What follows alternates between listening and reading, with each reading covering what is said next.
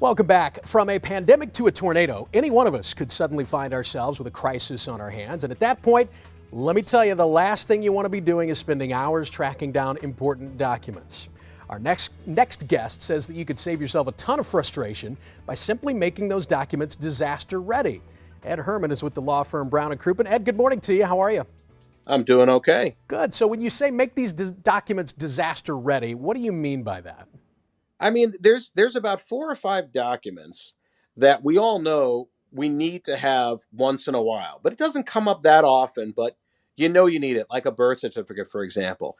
What I recommend to people to do, and it doesn't take long, if you don't have all of your stuff together, and if you don't have it all ordered, some people can't even find their birth certificate, go ahead and get everything ordered and together, and then put them I recommend a Ziploc bag so it's waterproof. And then if you have a little fireproof safe, and you can get them very inexpensively on Amazon, I would recommend that. But if nothing else, an easy to find place where it's just all together. You mentioned birth certificates, and we've got a list of these up right now, these Yeah. important documents that you want to have. That's maybe the most obvious one. What else should we be thinking about? I would assume Social You Security know, a cards, social security passports, that kind of, card. yeah. And interesting thing on your social security card, you should sign it, do not laminate it. If you laminate it, a lot of places won't accept it as Yeah. a proper social security proof. So you want to keep it, even though it seems weak. You can slide it in something protective, but it has to be able to slide out into its paper form and be signed in order to be used to actually do anything.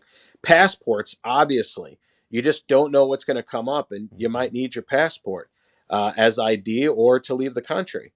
I would also recommend to people, aside from that, to always keep some cash on hand, varying amounts, because if real stuff happens in storms, the ATM machines may not be working. Things may be Yep. taken out electronic wise. The internet may be down.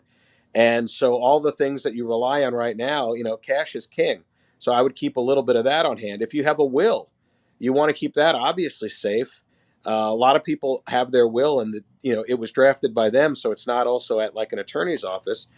God forbid something happens to you. You want to make sure people have that will. Here's one people don't think about: a marriage certificate, or a divorce papers, or a custody agreement, or a name change. And if you knock this out now, you're going to save yourself frustration later. Ed, thank you so much. Do We it now. You appreciate do it. it once and it's done. One and Done. done. I love it. If you'd like to get in touch with Brown & Crouppen, you can call them anytime, 314-222-2222, or visit their website, getbc.com.